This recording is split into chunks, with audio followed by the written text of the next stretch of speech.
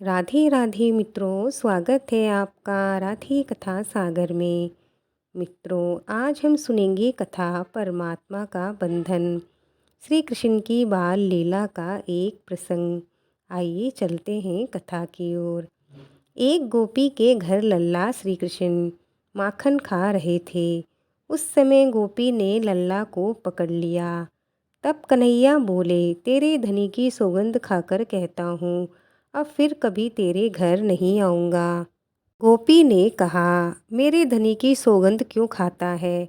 कन्हैया ने कहा, तेरे बाप की सौगंध। बस गोपी और ज़्यादा गुस्सा हो जाती है और लल्ला को धमकाती है। परंतु तू मेरे घर आया ही क्यों? कन्हैया ने कहा, अरे सखी, तू रोज़ कथा में जाती है, फिर भी तू मेरा तेरा छोड़ती नहीं। इस घर का मैं धनी हूँ, यह घर मेरा है। गोपी को आनंद हुआ कि मेरे घर को कन्हैया अपना घर मानता है। कन्हैया तो सबका मालिक है, सभी घर उसी के हैं, उसको किसी की आज्ञा लेने की जरूरत नहीं है। गोपी कहती है, तूने माखन क्यों खाया? लल्ला ने कहा, माखन किसने खाया? इस माखन में चींटी चली गई थी तो उसे निकालने को हाथ डाला, इतने में ही तू टपक पड़ी।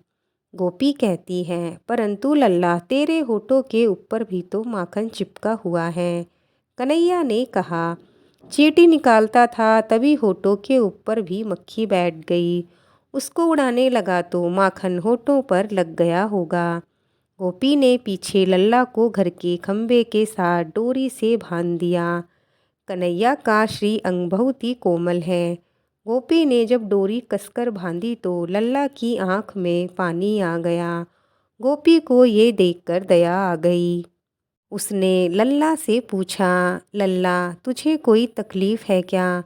लल्ला ने गर्दन हिलाकर कहा, मुझे बहुत दुख रहा है, डोरी जरा ढीली कर दो। गोपी ने विचार किया कि लाला को डोरी से कसकर बांधना ठीक नहीं है, मेरे लाला को दुख रहा होगा। इसलिए गोपी ने डोरी थोड़ी ढीली रखी और सखियों को खबर देने गई, मैंने लल्ला को बांध लिया है, तुम लल्ला को बांधो, परंतु किसी से कहना नहीं। तुम खूब भक्ति करो, परंतु उसे प्रकाशित मत करो। भक्ति प्रकाशित हो जाएगी तो भगवान सटक जाएंगे। भक्ति का प्रकाश होने से भक्ति बढ़ती नहीं, भक्ति में आनंद आता नहीं। बाल कृष्ण सूक्ष्म शरीर करके डोरी से बाहर निकल गए और गोपी को अंगूठा दिखाकर कहा, तुझे बांधना ही कहाँ आता है? गोपी कहती है, तो मुझे बता किस तरह से बांधना चाहिए। गोपी को तो लल्ला के साथ खेल करना था। लाला गोपी को बांधते हैं। योगी जन मन से श्री कृष्ण का स्पर्श करते हैं तो समाधि लग जाती है। यहाँ तो गोपी को प्रत्यक्ष श्री कृष्ण का स्पर्श हुआ है। गोपी लाला के दर्शन में तल्लीन हो जाती है। लाला ने गोपी को बांध दिया। गोपी कहती है कि लल्ला छोड़, लल्ला छोड़। लल्ला कहते हैं, मुझे बांधना आता है, छोड़ना तो आता ही नहीं। ये जीव एक ऐसा है जिसको छोड़ना आता है। चाहे कितना भी गहरा संबंध हो, परंतु स्वार्थ सिद्ध होने पर जीव उसको भी छोड़ सकता है। एकमात्र परमात्मा ही ऐसे हैं जो एक बार बांधने के बाद जीव को कभी नहीं छोड़ सकते।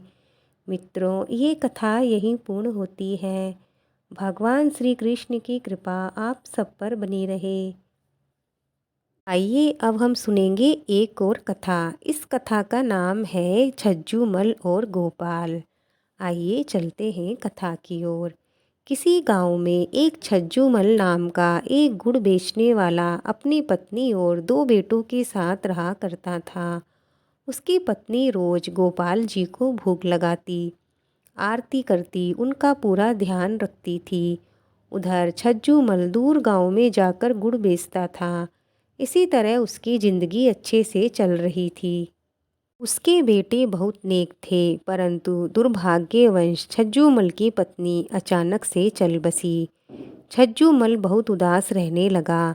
फिर भगवान की इच्छा मानकर फिर वह अपने काम पर वापस जाने लगा। उसके बेटों ने उसे समझाया, बाबा अब हम अच्छा कमा लेते हैं, आप घर पर ही बैठें। परंतु छज्जूमल नहीं माना। उसकी पत्नी रोज गोपाल जी को भोग लगाती थी। उसको तो भोग लगाना आता ही नहीं था, परंतु अब थोड़ा सा गुड़ ठाकुर जी के आगे रख देता। ठाकुर जी तो ठहरे मीठे के शौकीन, उनको तो गुड़ खाने का चस्का लग गया। अब रोज काम जाने से पहले गोपाल जी को थोड़ा सा गुड़ भोग लगा देता था छज्जूमल। एक दिन छज्जूमल के बेटे ने कहा, बाबा घर की थोड़ी मरम्मत करवानी है, तो थोड़ा सामान इधर उधर करना पड़ेगा। बाबा बोले ठीक है। तो उन्होंने गोपाल जी को भी अलमारी में भूल से रख दिया। घर का काम शुरू हो गया, पर गोपाल जी को अब गुड़ का भोग लगना बंद हो गया। छज्जूमल अब रोज की तरह गांव में गुड़ बेचने गया। रास्ते में थोड़ा सा विश्राम करने के लिए एक वृक्ष के नीचे बैठ गया। ठंडी ठंडी हवा चल रही थी। तभी छज्जूमल की आंख लग गई। तभी उसे लगा कि उसे कोई उठा रहा है और कह रहा है, बाबा आज गुड़ नहीं दोगे क्या? छज्जूमल ने एक दो बार अनसुना कर दिया।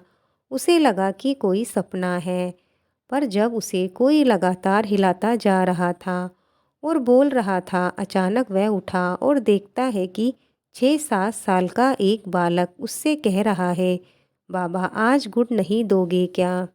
छज्जूमल मन में सोचने लगा कि मैंने तो इस बालक को कभी गुड़ नहीं दिया। फिर उसने सोचा कि गांव में ही किसी का बच्चा होगा। छज्जूमल ने कहा, हाँ बेटा ले लो। तो उसे थोड़ा सा गुड़ दे दिया।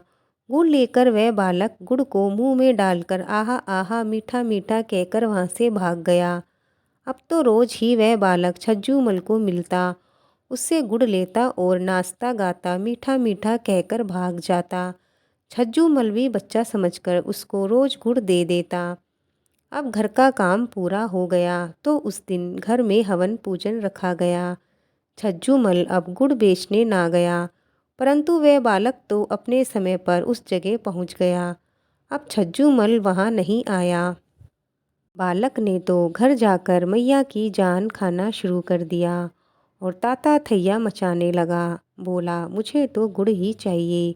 मैया ने बहुत समझाया, बर्फ़ी मिठाई सब लाकर दिए, लेकिन वो तो कहता है मुझे तो गुड़ ही चाहिए। मैया से बालक का रोना सहन नहीं हुआ और छज्जूमल के घर का पता पूछते पूछते उसके घर पहुंच गई। उसकी माँ घर जाकर कहती है, बाबा मेरे बालक को तो आपने गुड़ की आदत डाल दी। आज आप आए नहीं और इसको गुड़ मिला नहीं और गुड़ खाए बिना ये रह नहीं पा रहा। छज्जूमल को उस बालक पर बड़ा प्यार आया। उसने उसको अपनी गोद में बिठाया और गोदी में बिठाकर गुड़ खिलाने लगा। पता नहीं क्यों उस बालक को गुड़ खिलाते खिलाते छज्जूमल की आंखों में अश्रुधारा बह निकली। हृदय में अजीब सी हलचल होने लगी। गुड़ खाकर बालक मीठा मीठा कहकर अपने घर को चला गया। हवन पूजन के बाद फिर गोपाल जी की मूर्ति को रखा गया। अगले दिन छज्जूमल नियम से गोपाल जी को गुड़ का भोग लगाकर काम पर चला गया। रास्ते में उसी जगह पर रुका। अब तो उसे भी उस बालक को गुड़ खिलाने की जल्दी थी, परंतु वह बालक आया ही नहीं। ऐसे ही 3-4 दिन बीते तो उसका मन बहुत बेचैन हुआ, कहीं बालक बीमार तो नहीं। उसने गांव जाकर सबको बालक के बारे में पूछा तो सबने कहा, ऐसा तो कोई यहाँ बालक नहीं रहता। वह हैरान परेशान होकर घर वापस आ गया। घर पहुंचकर जब वह मंदिर में बैठा तो गोपाल जी की तरफ देखा। वह मंद मंद मुस्कुरा रहे थे। वह जैसे कह रहे हो, बाबा मैं वही बालक हूँ। छज्जूमल का माथा ठनका कि वह सोचने लगे कि ये तो साक्षात गोपाल जी मुझसे गुड़ खाने आते थे।